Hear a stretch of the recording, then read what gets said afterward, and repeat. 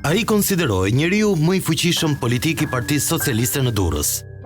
Por sot është prapa e kurave për shpërdorim detyre. Vangjush Dako u shpall në ngrata nga Shtetet e Bashkuara të Amerikës 4 vite më parë. Por sot arrestohet me bujë për çështje të konsideruara mjaft të vogla. Një dosje hetimore ndërtuar mbi fatkeqësinë që solli tërmeti jep një tjetër goditje angazhimit politik të njeriut që udhëhoqi Durrësin në 3 mandate.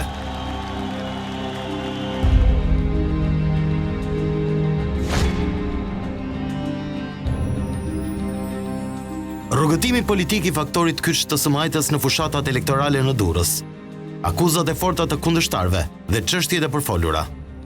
Prapaskenat e një dosje penale të paralajmëruar prej kohësh dhe pritshmëritë nga një proces i konsideruar minor në raport me çështjet që prekin politikanët e niveleve të larta në Shqipëri.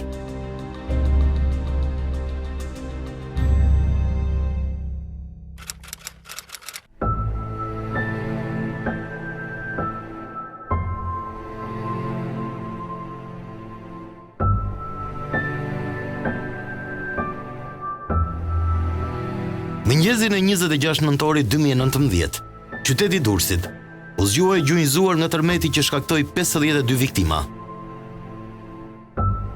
Qindra pallate u dëmtuan rënd dhe u shpallën të pabanueshme.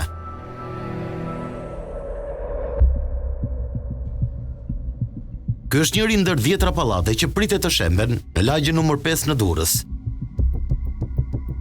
Pikërisht, ky ndërtim u bë shkak për arrestimin e ish kryebashkiakut Vangjush Dako nga SPAK në akuzën e shpërdorimit të detyrës. Në fakt, tërmeti vetëm sa vërtetoi dyshimet e banorëve se Godina nuk respektonte kushtet strukturore të parashikuara në projekt, duke ju rrezikuar jetën. Banorët e këtij pallati bën kallëzim penal për ndërtuesin Fiqeri Farruku, ish kryebashkiakun Vangjush Dako dhe të gjithë zinxhirin e administratës së bashkisë.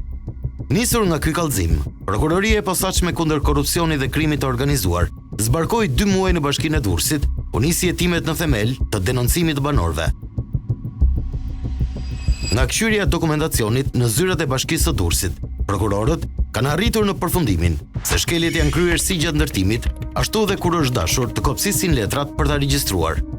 Në fund, u akuzuan një zinxhir i tërë i punonjësve të bashkisë, me në krye ish kryetarin Vangjush Dakon, ndërtuesin dhe një sër ekspertësh që kanë pasur për detyrë të mbikëqyrin të gjithë procesin. Inxhinier, urbanist, mbikëqyrës punimesh, topograf, kanë firmosur për procedura që nuk i kanë verifikuar dhe që në të vërtetë nuk janë realizuar. Si pasojë pallati u dëmtua keqas nga tërmeti 26 nëntorit, duke rrezikuar seriozisht jetën e 200 banorëve të tij.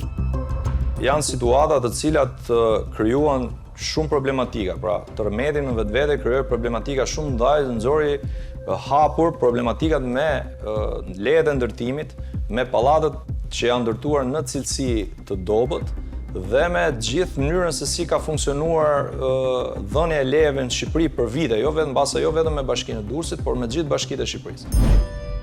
Referuar dosjes hetimore, në maj të vitit 2009, shoqëria Fakle e biznesmenit Fiqeri Farruku aplikon për leje ndërtimi për objekt 7 kate dhe 1 kat nën tokë. Ende pa marrë lejen e ndërtimit, në korrik të vitit 2010, shoqëria merr pëlqimin mjedisor nga Agjencia Rajonale e Mjedisit për një shtesë 2 kate. Leja e ndërtimit për projektin fillestar, pra Godim Banimi, por pa pafingon, është miratuar në mbledhjen e KKRT-s në shtator të vitit 2010. Kryebashkiaku është kryetari i këtij organi, por në fakt, aty vendimi është kolegjial. Fakti që goditet një element i rëndësishëm nuk mjafton, siç është një element i rëndësishëm i Partisë Socialiste, siç është zoti Dako, nuk mjafton pasi duhet të trajtoheshe në të gjitha këndvështrimet e problematikave të krijuara ndër vite. 3 muaj pas miratimit të lejes së ndërtimit për 7 kate, në dhjetor të po atij viti, pa filluar ende punimet, shoqëria ndërtuese dorëzon një kërkesë për rikondicionimin e lejes së ndërtimit, ndryshime në projekt dhe shtesë katesh. Në propozimin e ri, kërkohet që leja e ndërtimit të jetë për godin 10 kate. Punimet për ndërtimin e pallatit ka nisur në janar të vitit 2011 me supervizor një pensionist 79 vjeçar. Inxhinieri Shaban Karuli, që ka nënshkruar proces verbalet, ka punuar 4 muaj pa licencë. Referuar proces verbali të punimeve, me 26 shtator të vitit 2011, mbaron së ndërtuari karabinaja e pallatit dhe hidhet soleta e katit të 11. Por 4 katet e fundit janë ndërtuar krejtësisht pa leje, pasi leja ishte vetëm për 7 kate siç treguam.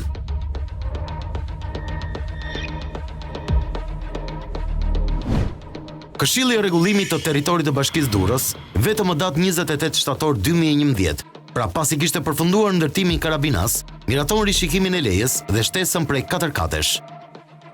Pra ndërtimi i katit të 8, 9, 10 dhe 11, që janë katet shtesë, janë ndërtuar pa u miratuar leja. Sipas organit të prokurorisë, edhe nëse aktualisht ka një leje të tillë në Bashkinë e Durrësit, ajo thjesht ka legalizuar një ndërtim pa leje. Ajo është zbardhur në tetor të vitit 2014. Vetëm pas kësaj procedure, duhet kishte nisur ndërtimi kateve shtesë, por në fakt, kontrata me ujësjellësin dhe OSHE tregojnë se pallati banoi që nga 2012-a. Pra, pasi ka marrë lejen e ndërtimit në shtator 2010, në dhjetor 2010 ka kërkuar rishikim të lejes dhe shtesë kati. Më pas, në maj të 2011, ka aplikuar për 3 kate shtesë dhe si përfundim janë miratuar 4 kate shtesë, pa patur asnjë kërkesë të tillë. Pasi është zbardhur leja e ndërtimit në vitin 2014, në terren ka dalë topografi për të matur atë që njihet kuota 0. Pra për të parë si është objekti, kur përfundon ndërtimi i themeleve dhe objekti vjen në nivelin e sipërfaqes të tokës. Ky akt konstatimi së bashku me vlerësimin e karabinas duhet ishte mbajtur në fillim të vitit 2011, kur edhe nisi ndërtimi. Në të vërtetë, u krye 2 vite pasi objekti ishte i banueshëm. Por jo vetëm kaq. Ekspertët e prokurorisë kanë evidentuar se ndonë se këto 2 akte konstatime mbajnë datat 5 dhe 27 nëntor 2014. Në fakt, ato janë artuar shumë më vonë. Rezulton madje se ata janë përpiluar pas muajit nëntor 2014, pasi në janar dhe mars 2015, shoqëria Fakle ka bërë kërkesë që të pajiset me kontroll piketimi dhe kuotën 0. Subjekti ka realizuar një studim sismik në vitin 2013, pra një vit pasi kishte përfunduar ndërtimi. Studimi u bë për objekt 7 katësh dhe jo 11 katësh sa ishte ndërtesa realisht. Pra ky objekt është ndërtuar mbi një territor pa ditur më parë kushtet sismiologjike. Nga sa më sipër, të gjithë personat që i kanë nënshkruar konkretisht aktin e piketimit të strukturës, arkitektja Meri Priftuli, administrator shtetasi Fiqeri Farruku, inxhinieri topograf Ardian Bulku, inxhinieri topograf i Bashkisë Fatmire Jupi dhe drejtori urbanistikës Adhurim Qehajaj, si dhe personat që kanë nënshkruar aktin e kontrollit të përfundimit të themelimit, së bashku me mbikëqyrësin e punimeve Shaban Karuli, kanë konsumuar në bashkëpunim elementet e figurës së veprës penale të falsifikimi i vulave, stampave ose i formularëve. Prokurorët e SPAK dyshojnë se të gjitha këto procedura janë kryer fiktivisht, vetëm për t'i hapur rrugë regjistrimit ligjor të këtij objekti në kadastër. Edhe kolaudimi, një proces kyç është bërë 3 vite pasi objekti ishte i banueshëm. Madje, ekspertja Ferzilet Hajdari ka miratuar si të rregullt objektin dhe nuk ka pasqyruar mangësitë. Është provuar që në zbatim janë hequr muret beton arme në garazh dhe janë lënë të hapura, duke i zëvendësuar me vetrata xhami. Ashensori nuk zbret deri në garazh. Janë ndërtuar shkallë nga jashtë për të zbritur në katin -1. Të gjitha abuzimet ishin konstatuar edhe në vitin 2011. Inspektorët e ndërtimit kanë konstatuar atë kohë se jo vetëm po ndërtohej pa leje, por punimet ishin devijuar. Ishte betonuar kolona e katit 5 dhe ishin devijuar disa prej akseve, dhe akset të tjerë duhet ishin ndërprer, po ato vijonin të zjatërshin. Për të gjitha këto shkelje, aso kohë u kërkua pezullimi i punimeve dhe gjop 60.000 lekë. Në të njëjtën kohë që kryebashkia Kudako firmos lejen për shtesë katesh, ai firmos edhe raportin e inspektorëve të ndërtimit që punimet e pallatit të mbaheshin të pezulluar për shkak të shkeljeve. Ky është gabim thelbësor i ish kryebashkiakut, mbi të cilin prokuroria krijoi bindjen se ai ka qenë në dieni të situatës. Kjo bën që të arrihet në konkluzion se të gjitha dokumentet e sipërcituara janë të falsifikuara, duke vërtetuar katërcipërisht qëllimin kriminal, pajisjen me dokumentacion tekniko-ligjor të një objekti ndërtuar jo vetëm pa u zbardhur leja e ndërtimit, por edhe pa respektuar kushtet e parashikuara në projektin e paraqitur. Rasti Vangjush Dakos është njësoj ose i ngjashëm me rastet tjera që ka trajtuar SPAK, ku nuk merret me probleme të rëndësishme madhore, por mjaftohet me situata apo me raste të cilat në vetvete dhe për qytetarët nuk tregojnë atë peshën e lartë të ngjarjeve apo problematikave apo korrupsionit që zhvillohen në Shqipëri. Të qash në burg një pjesë të këtyre që janë brenda, sot konsiderohen peshë të mëdhej, me akuza për shpërdorim detyre, është qesharake. Çështja që vuri në pranga ish kryebashkiakun Vangjush Dako dhe disa zyrtar të tjerë, nuk është e vetmja e kësaj natyre.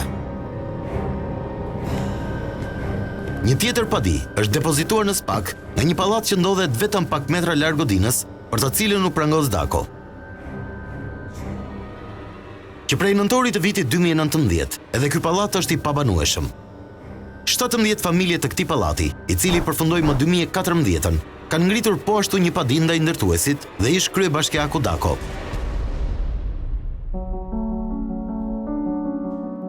Bashkim Gjika i shpenzoi të gjitha kursimet e tij si emigrant i palishëm në Angli për të blerë këtë apartament në qytetin bregdetar të Durrësit. Ai po ashtu ka blerë një hyri edhe në pallatin tjetër që akuzohet Dako, ndaj është firmtar i kallëzimit edhe te godina tjetër. Kemi 90 familjarë për bashkë. Po unë nga ato jam unë. Ne kemi qenë se Tërmeti arriti na shkatroi pronën, por jo Tërmeti, ne ka shkatruar ndërtuesi, jo Tërmeti. Tërmeti nuk ka shkakuar se gjatë bëjë kishte raki këtu. Po Tërmeti ka shkatruar ato që i kanë ndërtu jashtë kushteve teknike. Kam punuar me migrant, e në kam paguaj lekë në grop, nuk kom prit kur të marroj, kam paguaj në grop. Fare, 22 vjet. Gjitha këtu por ku ti qosh apo këtu? I futan plena, këtu dy pallate këtu i futan plena. Pallati pësoi dëmtime strukturore të rëndësishme nga tërmeti vitit 2019. Siç e shihni, ai ka pësuar një anim të fortë, duke i futur banorët në një spirale procedurash, nëse ishte i banueshëm apo jo. Pavarësisht paralajmërimeve të ekspertëve për të braktisur pallatin, vetëm në shkurt të vitit 2022, Bashkia e Durrësit pranoi propozimin e Institutit të Ndërtimit për ta shpallur të pabanueshëm. Banorët pretendojnë se edhe ky objekt, ashtu si pallati tjetër pak më tutje, ka nisur si objekt 7 katësh, por gjatë rrugës janë shtuar edhe 4 kate të tjera.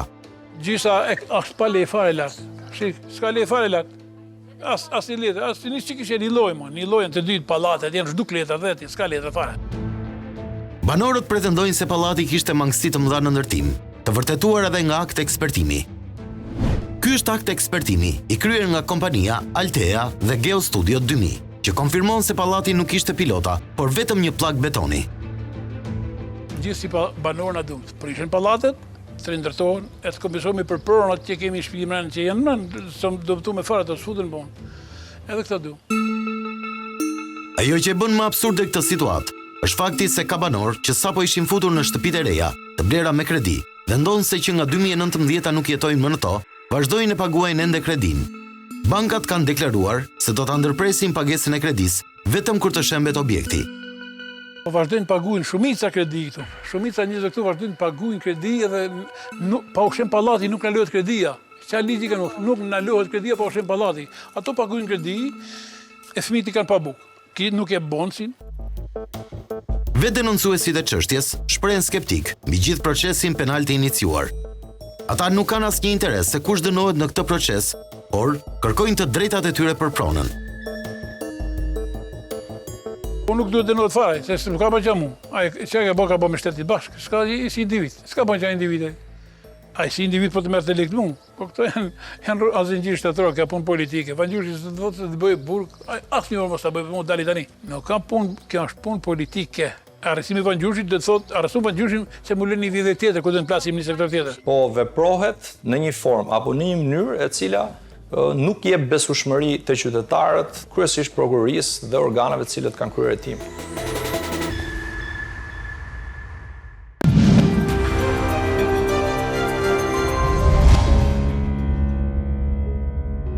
Ish kryebashkiaku Dako ndodhet pas hekurave, edhe për një tjetër episod, sërish për akuzën shpërdorim detyre.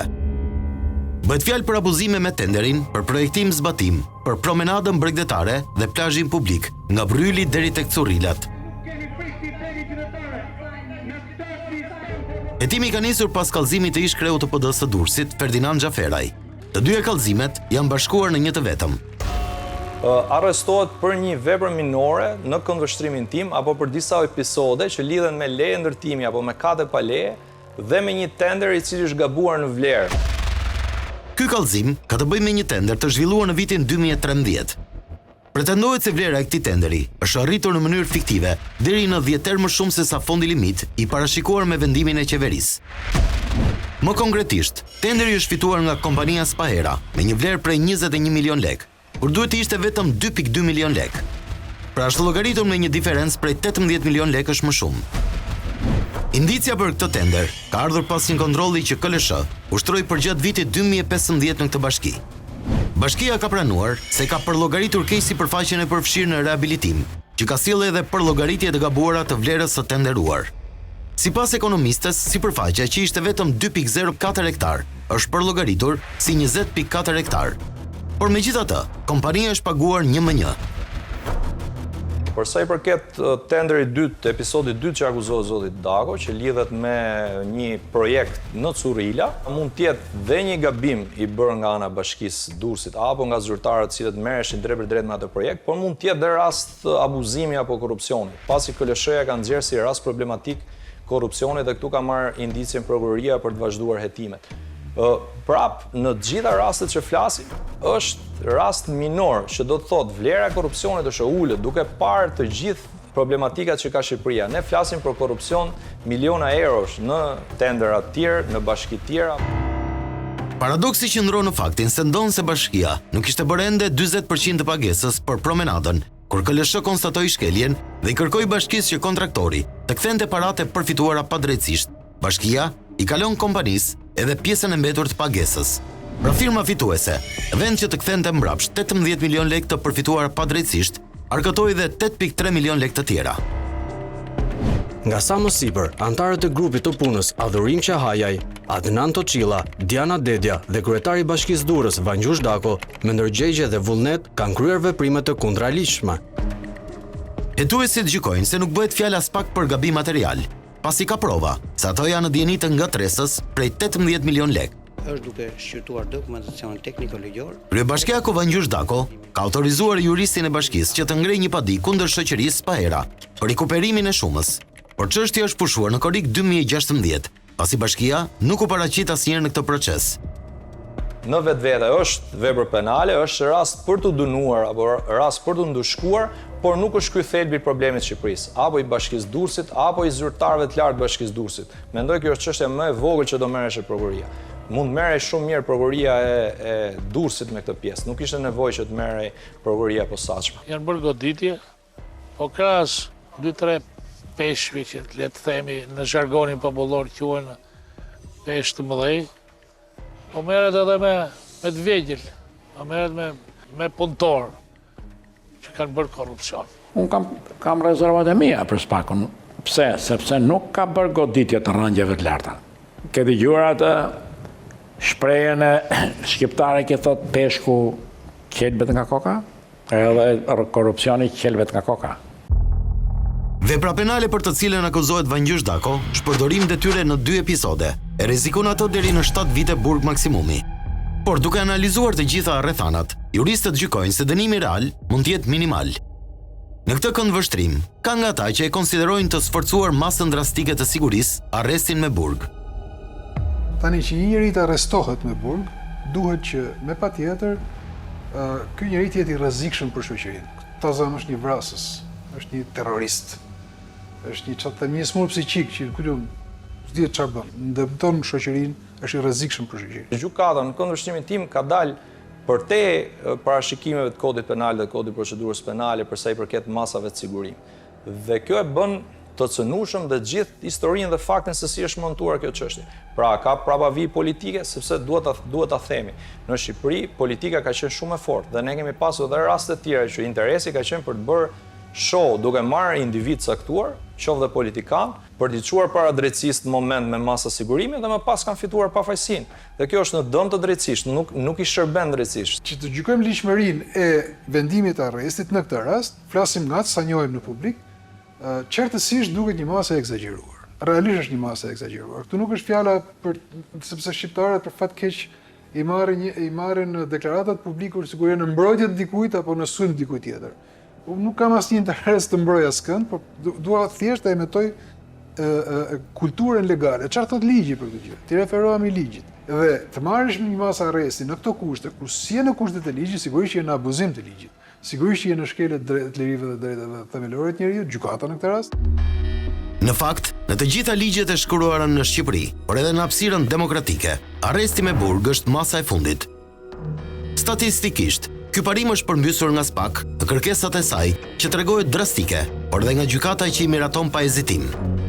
Por që ta bëjë gjykata këtë, duhet që më përpara ti ketë vënë një mas tjetër, një mas më të lehtë. Ta zënë ka ikë nga vendi i ruajtjes, nga vendi ku duhet rrinte, ose nuk është paraqitur oficerit policisë gjyqësore apo prokurorit kur e ka thirrur. Apo ku diun, me gjithë ndalimin e vendosur me ta zënë me pezullin nga detyra, nuk ka funksionuar sepse ai prapë paraqitet në detyrë. Kur nuk funksionojnë këto gjëra, atë gjykata thotë me ty kemi kryer punë, ti nuk mund të lënë të lirë sepse na prish punë, prandaj edhe arrestohesh.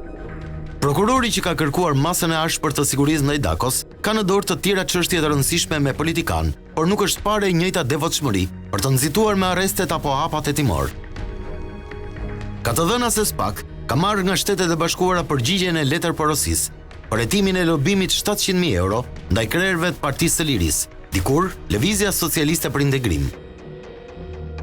Pavarësisht provave të reja, ende nuk raportohen hapa para për konkludimin e asaj dosje. Dakoja nuk është goditur për korupcion, është goditur për krim të lehtë. Shpërdorim të pozitës zyrtare, që tani thënë shpërdorim detyre. Në konceptin klasik është shpërdorimi detyre i postit zyrtare. Problemi qëndron që ky nuk është krim i rënd. Edhe unë nuk mund të them tani ka shpërdoruar pozitën zyrtare apo nuk e ka shpërdoruar. Edhe një tjetra quhet është falsifikim. Edhe ai let. Pra nuk janë krime nga ato të cilat presim ne të goditen. S'ka korupcion. Sipas të gjitha informacioneve, për rastin Dako, gjykata ka shfaqur hezitim në momentet kur i është paraqitur kërkesa e prokurorisë për masat e sigurisë. Fillimisht, ishte kërkuar arresti me burg vetëm për akuzën që lidhej me lejen e ndërtimit, por pas hezitimit të gjykatës, prokuroria ka bashkuar edhe episodin e dytë, atë të projektit të promenadës. Informacionet rrodhën në media dhe prej 4 ditësh në qarqet mediatike dhe politike, flitej për arrestimin e Vangjush Dakos. Madje prokuroria njoftoi nisjen e një hetimi që lidhej me publikimin e të dhënave sekrete hetimore. Pa diskutim, ka ndalë publikisht shumë njerëz se cilët kanë thënë që e kemi ditur paraprakisht që zoti Dako do arrestohet. Gjë që nuk është normale në asnjë vend botës që të dalë informacion sekret. Ky është informacion sekret. Nëse është marrë një mas sigurimi në mungesë për zotin Dako apo për çdo qytetar që hetohet nga SPAK, ky është një informacion që nuk mund ta marrin vesh njerëz të tjerë përveç palëve që janë proces. Ndiq parat. Ky është parimi kryesor që ndjekin institucionet ligjzbatuese në botën moderne për të zbuluar abuzimet me ligjin dhe korrupsionin e zyrtarëve. A u pasrua Vangjush Dako duke shfrytzuar detyrën?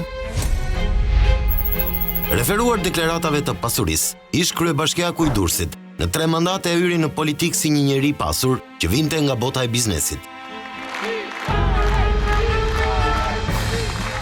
Gjatë viteve që ishte në detyrë, pasuria e tij u rrit, edhe si rezultati i shitjes apo zhvillimit të pasurive që ai kishte siguruar para se të ulej në karrigën e kryebashkiakut në vitin 2007.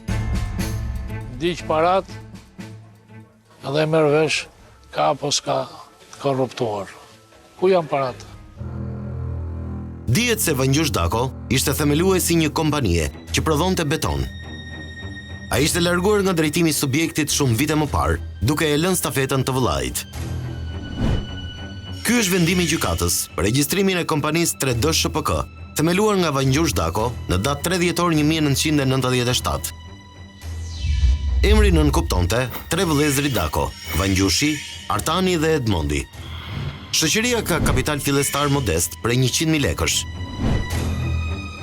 Në vitin 2001, Vangjush Dako emërohet drejtuesi i policisë ndërtimore në Durrës, siç sqarohet edhe në CV-n e tij. Ai ja kalon drejtimin e kompanisë private të vëllait, Artan Dako, në 3 maj të vitit 2001. Ndërkohë në 24 shkurt të vitit 2003, administratori i ri blen 100% të aksioneve. Fatkeqësisht, Artan Dako ndahet nga jeta pas një aksidenti automobilistik. Aksioni dhe drejtimi i kompanisë kaloi në duart e vllait tjetër, Edmond Dako, në maj të vitit 2003. Në vitin 2004, nga 100.000, kapitali shkon me njëherë plot 26.5 milion lekë të reja.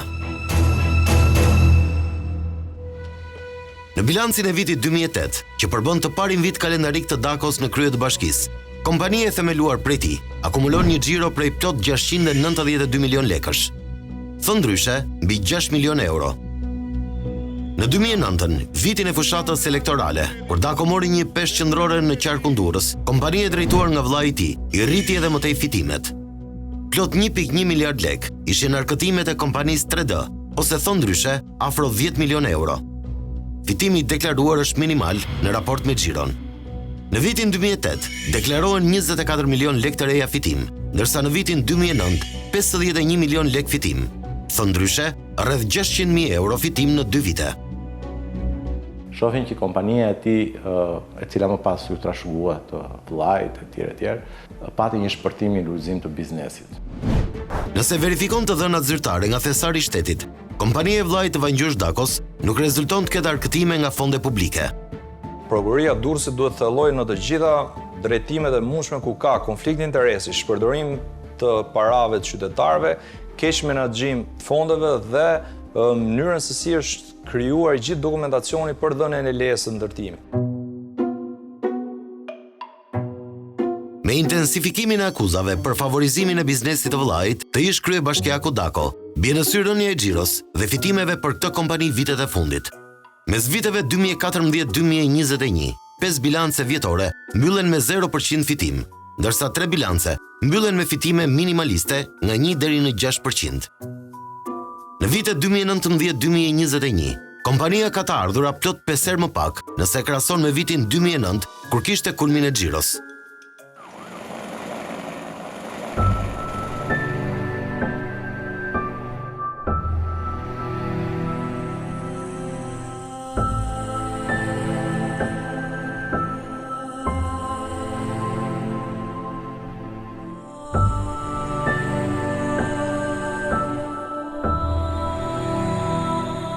Pas tërmetit tragjik të 26 nëntorit të vitit 2019, dëmtimi i pallateve ngriti dyshime për markën e betonit.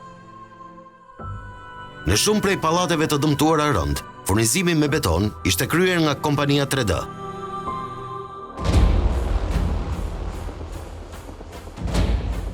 Por nga ekspertimet e kryera, më pas për llogaritë të disa procedimeve të çelura nga Prokuroria e Durrësit, nuk u zbuluan abuzime me markën e betonit. Arrestimi i Vangjush Dakos mori shkas nga padije e një grupi banorësh të pallatit që u dëmtua nga tërmeti. Pak a shumë, të njëjtat probleme u konstatuan edhe në pallate të tjera. Mes rasteve, vlen të përmenden pallatet e ndërtuara nga biznesmenët Pilo Keri dhe Azir Gashi. Të dy këta të fundit, në të shkuarën kanë qenë deputet të Partisë Socialiste. Përpos denoncimeve të shumta për cilësinë e dobët të punimeve, hetimet e nisura aso kohe nga Prokuroria e Durrësit u pushuan për pallatet e këtyre ish politikanëve, por edhe për shumë godina të tjera, të ndërtuara nga investitorë të tjerë.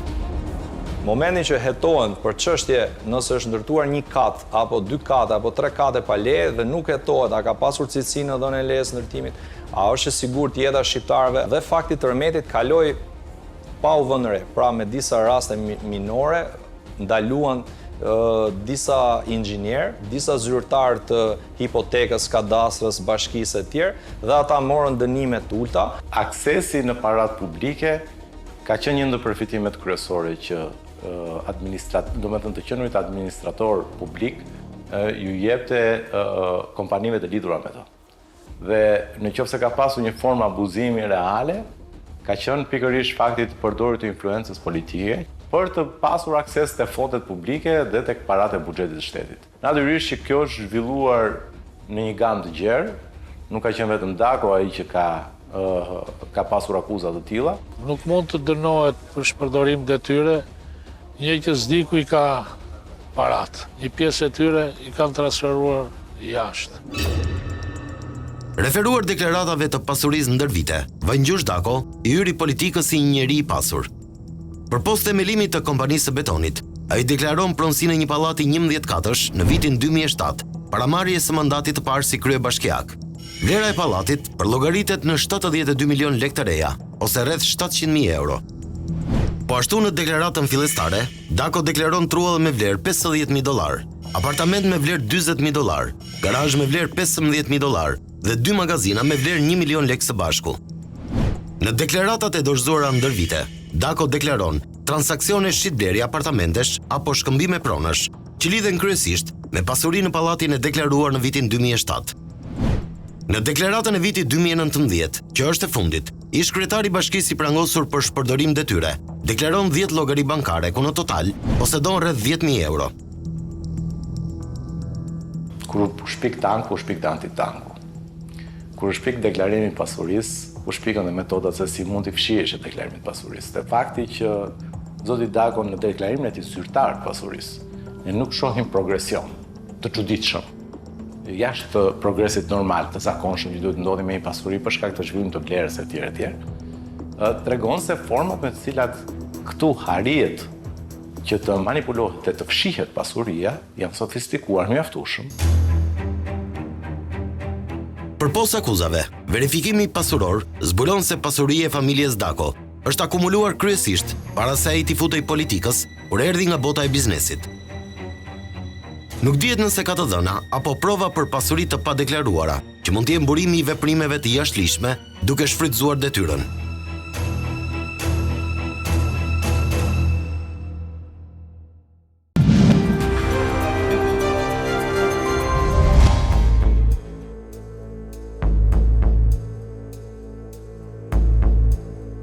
Qarku i Durrësit është i dyti më i rëndësishëm pas Tiranës. Tendenca e votës në këto dy qarqe thuajse ka përcaktuar balancën e ndarjes së pushtetit.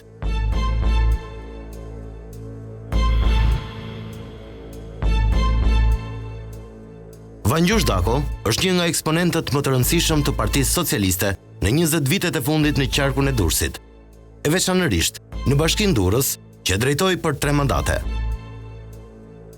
Ai është konsideruar njeriu kyç i fitoreve të socialistëve, jo vetëm në bashki, por në rrafsh qarku u ka shtrirë ndikimin edhe në bashkitë e tjera.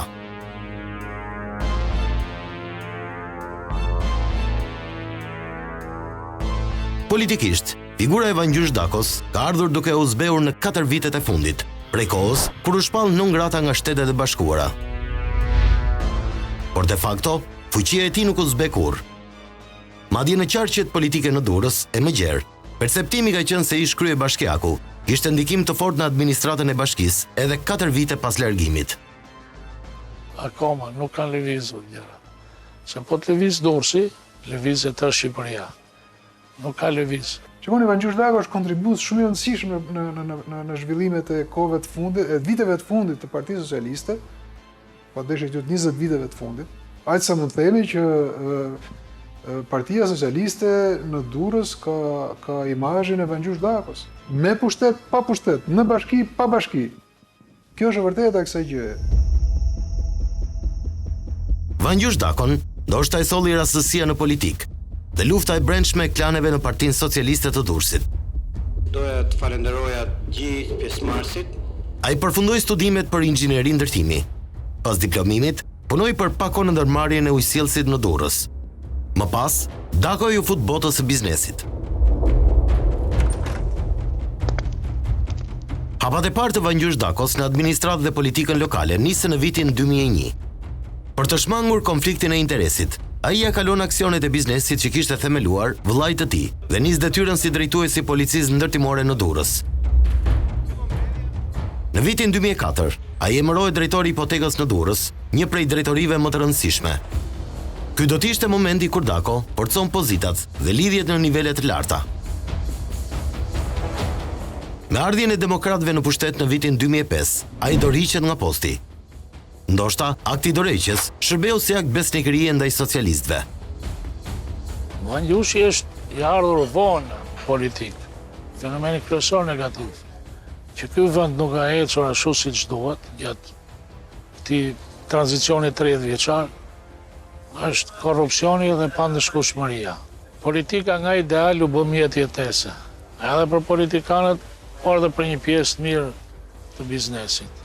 Aq më tepër që një pjesë e biznesmenëve vetë u bën politikanë. Durrësit duhet dhe mund të jenë pasojë të shkrimet të vazhdueshme dhe së bashku të votojnë në 18 shkurt si qytetar për njëri tjetrin. Në fushatën e vitit 2007, Vangjush Dako ishte emri surprizi i socialistëve për të kandiduar për Bashkinë Durrës. Lefter Koka, për arsye që nuk u mësuan kurrë, nuk e mori besimin e Edi Ramës, i cili e kishte betejën e parë elektorale në kryet e Selis Roz. Me të majtën që ende nuk ishte marrë veten nga përçarja dhe humbja e vitit 2005, Edi Rama vendosi të luajë një bazë të vështirë në Bashkinë Durrës. Ajo njësi përbënte një rëndësi të veçantë, jo vetëm për socialistët, por mbi të gjitha për demokratët që kërkonin të konsolidonin pushtetin edhe në përbashkitë kryesore. Aso kohë u mënjanua Lefter Koka, duke u dhënë besim një njeriu si Dako, pa eksperiencë dhe i paprovuar në gara të rëndësishme. Kandidoj për të fituar dhe do të fitoj. Zgjedhjet me votim. Kjo mendoi se do t'i sillte një humbje të sigurt socialistëve në bashkinë që drejtonin prej 2 mandatesh. Vangjush Dako bëri një fushat mjaft të mirë, duke siguruar fitoren e jetës. Ai arriti të përmbysë të gjitha sondazhet dhe fitoi me një rezultat të ngushtë me vetëm 308 vota diferencë nga rivali Armand Teliti. Ai që mendoi se do t'i prishte punë, u shfaqi relaksuar pranë Dakos, fill sapo rezultatet zbuluan fituesin. Pamjet e Lefter Kokës, që shtrëngonte dhe ngrinte lart dorën e Vangjush Dakos për të festuar triumfin, bën xhiron e mediave. Socialistët jo vetëm fituan, por arritën të dalin të bashkuar, duke krijuar një binom të fortë në politikën lokale. Por kjo nuk zgjati shumë. Koka u largua nga socialistët dhe ju bashkua Lëvizje Socialiste për Integrim. Në zgjedhjet e vitit 2009, roli Dakos u rit ndjeshëm në Durrës, por nuk siguroi dot fitoren në qark, ndikuar së tepërmi edhe nga Lefter Koka, që i mori mandatin me LSI-n. PD siguroi 7 mandate, PS 5 dhe LSI 1 mandat.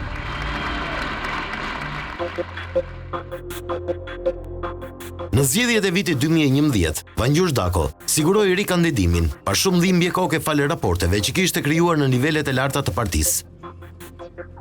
Sondazhet e nxirin atë njeriun e preferuar të socialistëve, që arrinte të afronte faktor të rëndësishëm në zonë nga bota e biznesit. Demokratët në pushtet u fokusuan fort në Bashkinë Durrës, që kërkonin me çdo kusht. Aso kohë, në betejë u dhën një njeri qendror në Selim Blu. Ferdinand Xhaferaj u largua nga drejtimi i Ministrisë së Kulturës për të përballur me Dakon për Bashkinë Durrës. Betejë e demokratëve u fokusua kryesisht në akuzat për dhënien e lejeve të ndërtimit pa kriter nga kryebashkiaku socialist. Dako kishte fituar mjaftueshëm eksperiencë dhe dukshëm shfaqej më i përgatitur në përballjet me kundërshtarin. Kemi vizione të mëdha për qytetin. Kemi vizione moderne. Fushata e tij mori një rrugë tejet optimiste pas deklaratës së famshme të Xhaferajt aso kohë se do të përmirësonte cilësinë e diellit, një deklaratë që u keq kuptua. Dhe sot e kësaj dite, politikanit të djathtë ja vënë në dukje me ironi.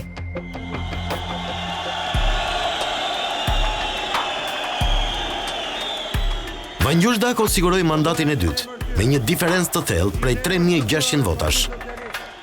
Ai arriti të eklipsoj fenomenin Lefter Koka në Durrës, duke i mundur i vetëm aleancën PD-LSI në Durrës. Në zgjedhjet e vitit 2013, që sollën rotacion politik, ai kishte një rol edhe më të rëndësishëm në fushatën e socialistëve. Këtë herë, ai drejtoi fushatën së bashku me mikun e vjetër Lefter Koka, ishte drejtuesi politik i LSI në qark. Unë jam kryetar bashkie i cili kam patur fatin të punoj në Këshillin Bashkiak. Në vitin 2015, Vangjush Dako kishte konsoliduar tashmë lidhjet e tij dhe siguroi rikandidimin lehtësisht. Ai arriti të sigurojë mandatin e tretë në vitin 2015. Kryebashkiaku kishte përforcuar pushtetin, tashmë pasi bashkia kishte rëndësi edhe më të madhe pas reformës territoriale. Ai ishte shndruar në figurë qendrore të socialistëve, duke u zgjedhur antar i kryesisë së PS. Pas sigurimit të mandatit të tretë, demokratët intensifikuan akuzën ndaj Dakos. Në atë periudhë, u lakuan për herë të parë akuzat për lidhje të Dakos me personazhe me të shkuar të errët. Shkak u bë lëshimi i garancisë nga ana e Bashkisë për punësimin e disa ish të burgosurve. Garancita së kohe shërbenin si pjesë e procesit për rehabilitimin dhe lirimin e tyre nga qelia. Demokratët akuzonin se personazhet e krimit përdoreshin për fushat nga socialistat. Edi Rama po mundohet mbroj Vangjush Dakon nga prangat. Dukej në mënyrë të neveritshme se si gjithë Malavida ishte mbledhur në një qoftore për të ngrënë zgjedhjet. Në vitin 2017, ish kryebashkiaku i Durrësit do të ishte njeriu kyç i fushatës së socialistëve. Ai drejtoi fushatën, nga e cila socialistët dolën me plot 8 mandate në Durrës. Me fitoren spektakolare në zgjedhjet e 2017-s, Dako u shndrua në një njeri me influencë deri në qarqet më të larta të Selis Roz. Ai konsiderohej si njeri mjaft i afërt i Sajmir Tahirit, një prej ministrave më të fuqishëm dhe eksponentëve kryesor të Selis Roz. Arrestimi i tij së fundmi korrespondon me largimin e Tahirit nga qelia. Një rastësi që jo me pak ironi është konsideruar si shkëmbim vendesh në diskursin publik. Fitoria e thellë e vitit 2017 do të ishte në fakt fillimi i fundit për Vangjush Dakon. Pa kohë pas zgjedhjeve, rodhën disa përgjime të fisit të Avdylajve nga Shiaku, të konsideruar krerët e një grupi të fuqishëm trafiku. Ata që ka patur rrotull ish kryetari i bashkisë kanë qenë personazhe njësoj si po ai, me atë psikologji, vetëm për të zgjuatur. Ti do emra. Ti gjej spagun. Prandaj kemi edhe votuar spagun. Jam këtu me quadun. Përgjimet në rrjet për disa episode trafiku droge nxorën zbuluar kontaktet e Dakos me Avdylajt. Materialet e dosjes së famshme 339 të publikuara nga media gjermane Bild bënin fjalë për biseda që ngrinin dyshime për angazhimin e të fortëve të Shiakut për sigurimin e votave në fushat. Ka e vllai. Jo. Allah, si durazet, u po iki tani për në ishëm të ata çunat atë dalë. Ja pra të shifet të na lemi qima vonë, jam këtu me quadun. Janë gjëra që drejtësia e mbylli, po inshallah nuk mbyll të tjera. Sa thesi këtu sa herë ti biesh, aq më shumë, aq miell, re mielin nxjerr.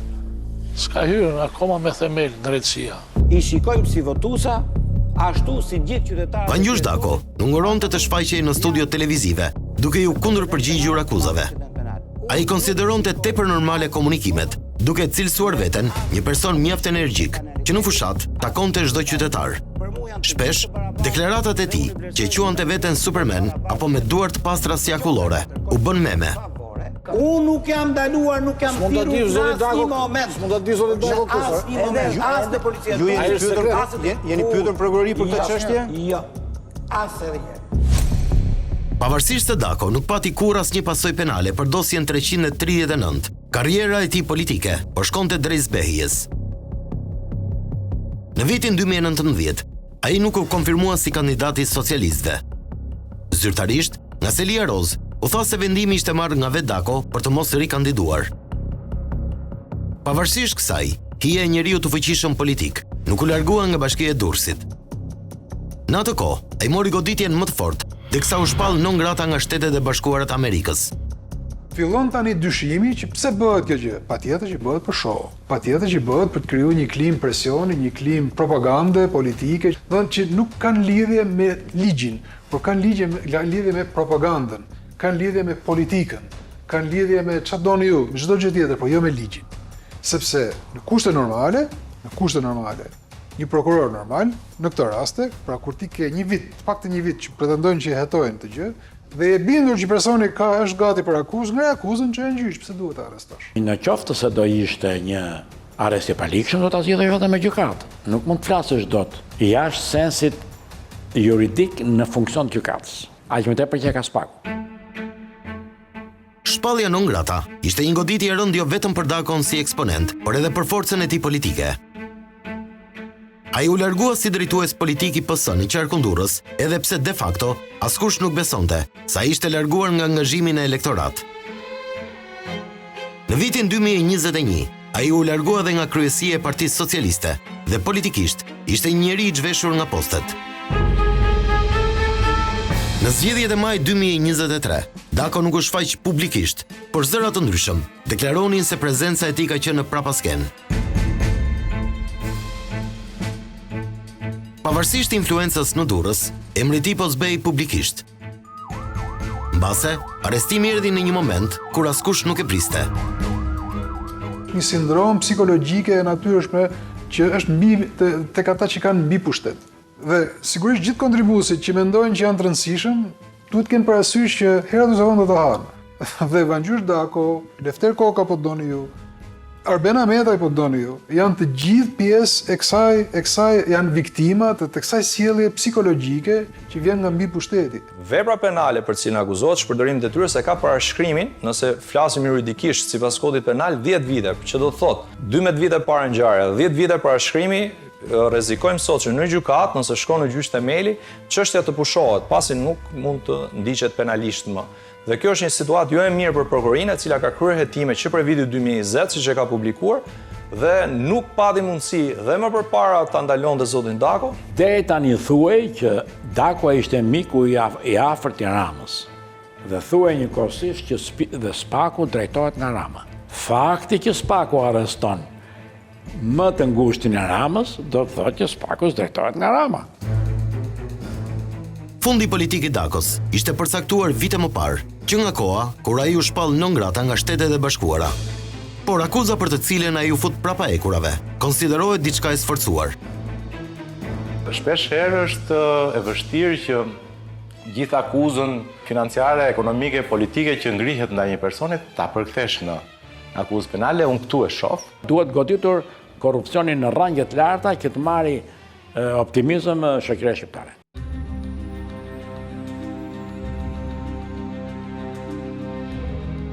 A është prangosje e Dakos një numërim mbrapsht për emrat e tjerë big të politikës, apo është tentativë për shitjen e një suksesi? Sido që tjetë, shqiptarët nuk presin thjesht goditjen e emrave të rëndësishëm, sa për të treguar se po goditen. Shqiptarët presin goditjen e veprave të rënda korruptive të politikanëve të rëndësishëm, dhe jo disa dosje të sforcuara për të dhënë shembullin e luftës me të keqen.